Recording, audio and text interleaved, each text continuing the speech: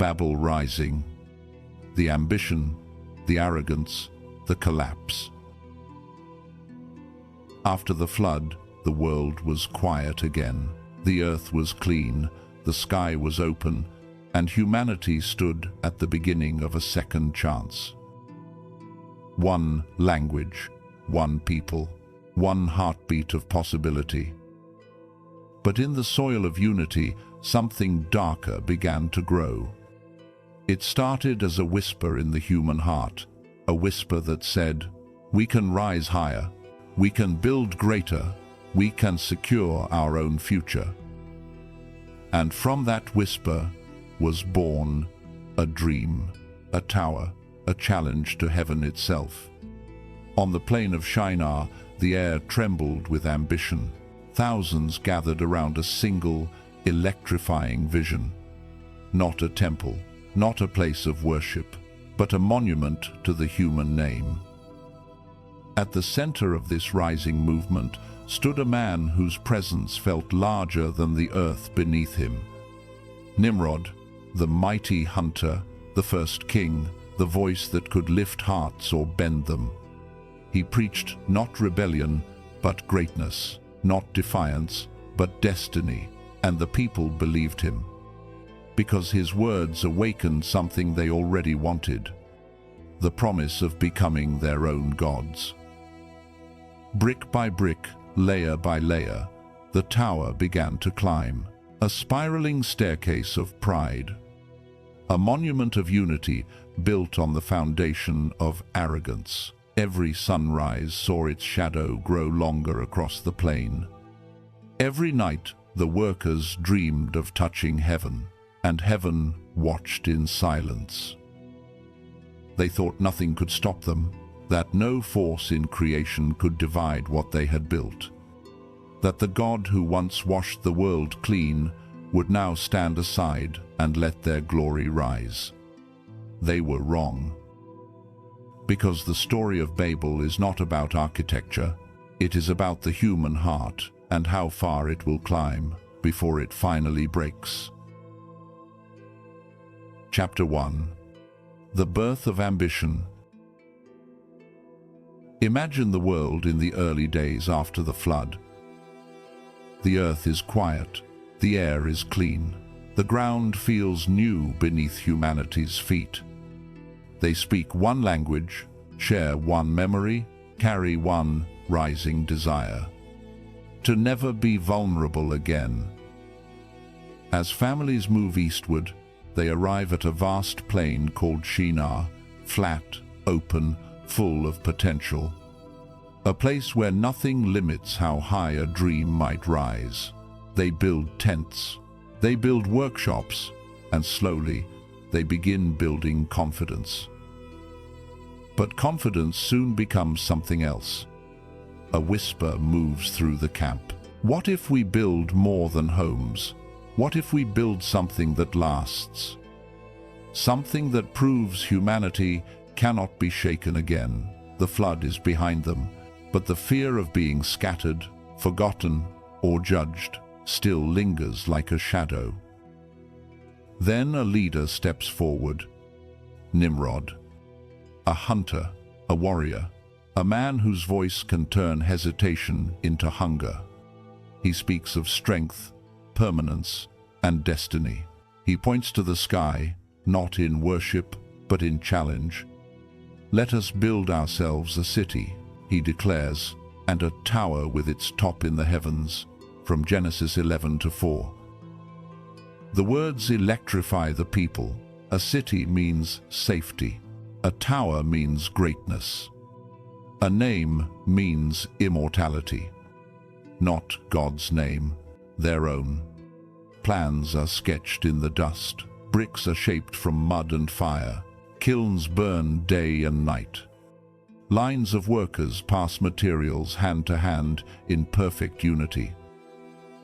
The plain comes alive with motion. Hammers strike, voices sink. The smell of bitumen thickens the air.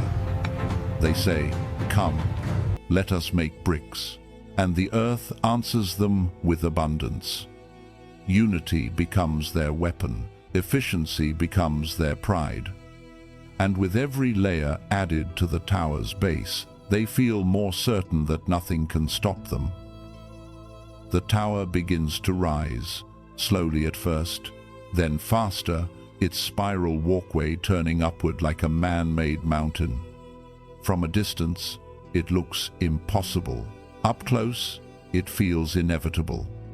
Children stare at it in awe. Adults cheer its progress. Nimrod watches with a satisfaction that borders on worship. But beneath the celebration, something shifts. The tower is no longer about protection, no longer about unity, no longer about surviving the past. It becomes a statement, a declaration carved in fired clay. We are enough. We will rise on our own. We will secure our destiny without God. Ambition has taken root, and pride has begun to bloom. The people believe they are rising toward heaven, but something deep within their foundation is already beginning to crack. Because a tower built to escape God is a tower already shaking under its own weight. Chapter 2.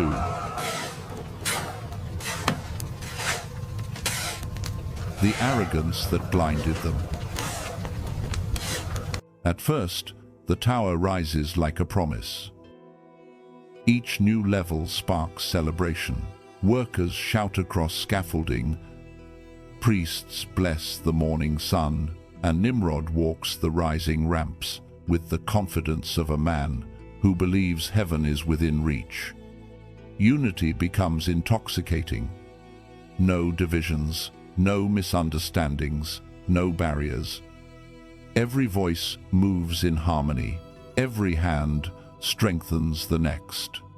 They believe this unity is strength, but they never ask what spirit their unity is built upon. Pride almost never enters loudly. It comes quietly, through admiration of one's own progress, through satisfaction with one's own brilliance. Then it grows. They begin saying, "Look at what we have made. Look at how high we have climbed. Nothing is impossible for us." The language God gifted them, the very tool that made cooperation effortless, now becomes the engine of their rebellion. As the tower climbs, their prayers shrink. Days pass without mention of the one who gave them breath. Nights pass without gratitude for the ground beneath their feet. The tower is not just a building, it is a replacement. A substitute for trust, dependence, obedience. Nimrod sees their excitement and leans into it. He stands on the half-finished platform, wind tearing at his clothes, and shouts, "We will rise beyond fear. We will rise beyond judgment. We will rise beyond limits." The crowd roars, not because they worship Nimrod, but because they worship the version of themselves. His words awaken. Arrogance spreads like heat across the plain. Children play at the base of the tower, pretending to be builders of heaven. Artists carve symbols of the rising monument. Workers compete for speed, not for devotion, but for glory. The tower casts a shadow longer each day, stretching across farms, homes, and hearts. What began as a project now becomes an identity. We are the builders of Babel. And with every new brick, their desire shifts from surviving in God's world to creating a world where God is unnecessary. Yet even in their pride, there are moments of hesitation. A few elders ask, "Should we really climb this high?" A few mothers whisper, "Is this what God desires?" But their voices are drowned by the thunder of ambition. When a society is united in pride, doubt becomes treason, reflection becomes weakness, humility becomes exile. And so the tower rises, without question, without reverence, without restraint. From its upper levels, workers look down at the land beneath them and feel a power they have never known. They believe they are ascending, but spiritually they are descending, one brick at a time. Below them, Nimrod watches the progress with a satisfaction that feels almost sacred. Above them, the heavens remain silent, not in approval, but in patience, because arrogance always believes it is still climbing, even as the ground beneath it begins to crack. And the people of Shinar could not see that the higher they built their tower, the deeper they buried their dependence on God. They thought they were rising toward heaven, but heaven knew they were drifting away. Chapter 3. The day heaven answered. By the time the tower reached the clouds, the people of Shinar no longer looked up in wonder, they looked up in conquest. Morning after morning, thousands climbed its spiraling ramps, carrying bricks on their backs and pride in their hearts. The chants that once echoed with unity now pulsed with triumph. We rise, we rise, we rise. But heaven heard something else, the sound of hearts walking away from their Creator. Then came the moment Scripture describes with stunning simplicity. The Lord came down to see the city and the tower which the sons of men had built, from Genesis 11:5. Not because he was curious, but because he was grieved. The God who had rescued humanity from the flood now watched them drown again in ambition of their own making. Unity itself was not the problem. Their shared language was not the danger. It was what they chose to unite around. They had taken a gift and turned it into rebellion. On the highest platform, Nimrod gazed over the plain, arms folded, wind twisting his cloak. He believed he had achieved security, a future where no divine command could scatter or humble them. Below him, children pointed at the tower in awe. Workers cheered as new heights were reached. Poets composed songs of human greatness. And the Lord looked down at what they called unity and saw only one thing: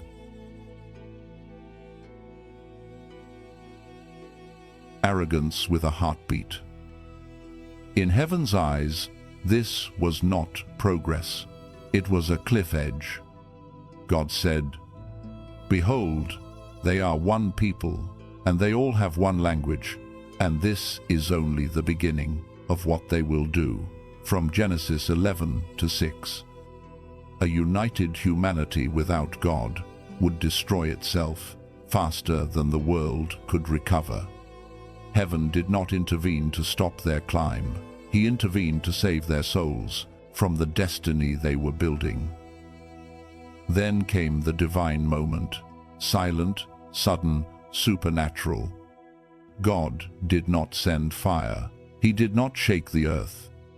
He touched the one thing they believed made them unstoppable: their language. One breath, one shift, one shattering of perfect understanding.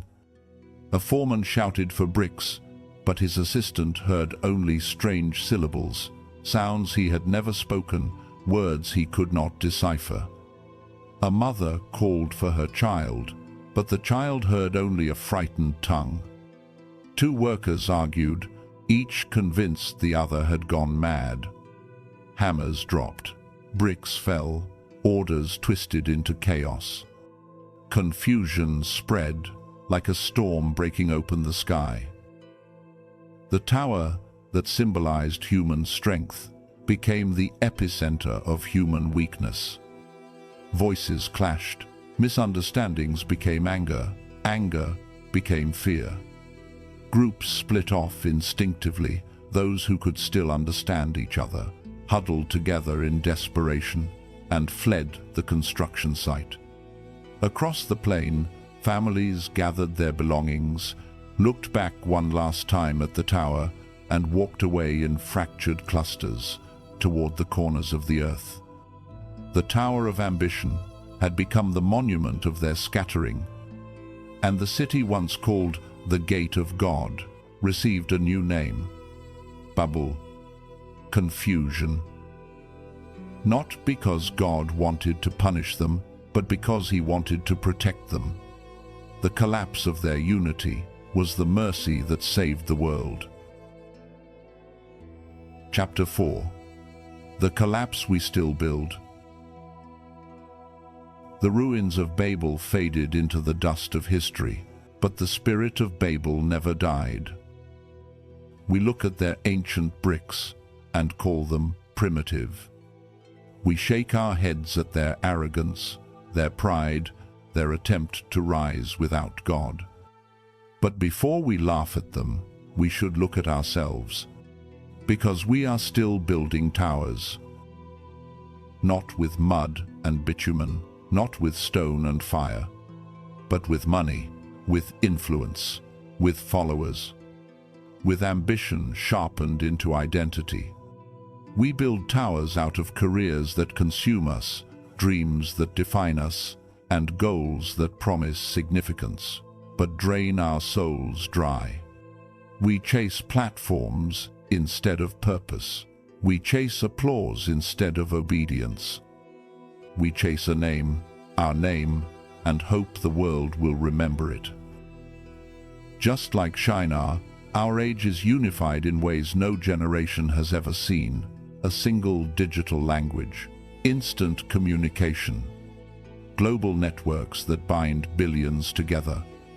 And yet, we are more divided, more confused, more scattered in heart than humanity has ever been. We speak to each other, but we don't understand each other. We shout opinions, but no one hears wisdom. We scroll endlessly, but rarely touch truth. It is Babel, reborn in glass and electricity. Modern towers rise high, skyscrapers that kiss the sky, technologies that promise immortality, empires of self-made identity, movements that call God unnecessary. Just like the builders of Shinar, we believe our progress protects us, elevates us, completes us. We stand on platforms of our own making and whisper the same ancient lie: nothing will be impossible for us. But here is the truth the world never admits. Every tower built on pride eventually collapses. Sometimes silently, a relationship slowly cracking under pressure. Sometimes suddenly, a career falling apart overnight. Sometimes spiritually, a heart drifting far from God until it no longer recognizes His voice. And every time, the collapse reveals the foundation we ignored. Babel warns us that God will not compete with the towers we build to replace Him. Not because He is threatened, but because He loves us too much to let us destroy ourselves with self-worship. He scattered the builders of Babel, not to shame them, but to save them. And today, He still breaks apart the things we build out of pride, the plans that exclude Him, the identities that don't need Him, the dreams that forget Him. It is mercy in disguise. So the question is not, why did they build Babel? The question is, where is Babel rising in me? What tower am I constructing from fear,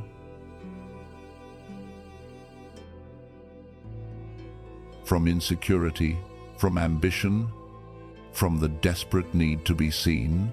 Where am I saying, my name matters more than His, my success will save me, my tower will stand?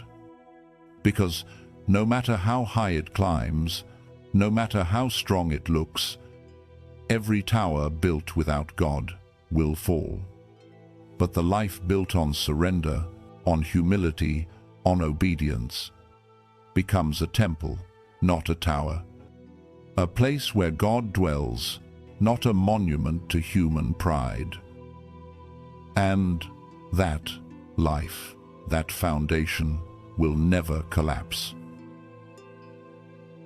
What have we learned? The Tower of Babel was never just a structure of brick and bitumen. It was a mirror held up to the human heart. We learned that ambition is not evil until it becomes the place where we anchor our worth. We learned that unity is not strength unless God is at the center of it. We learned that progress is not protection if it leads us away from the one who designed us. And we learned this unshakable truth: every life built on pride will eventually tremble. But every life built on surrender becomes unbreakable. Babel teaches us that God does not destroy to punish. He disrupts to save. He breaks what would have broken us first. He interrupts the plans that would have carried us further from His presence. And Babel's confusion was not the end of the story, because on the day of Pentecost, the Spirit of God descended again, and every tongue heard the wonders of heaven in their own language. Where pride created division, grace created unity.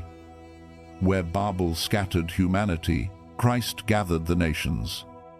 Where arrogance led to collapse, the cross led to redemption. Thank you for watching. If this message stirred something inside you, if it revealed a tower you've been building, or reminded you of a foundation you've forgotten, don't let it fade. Share this video.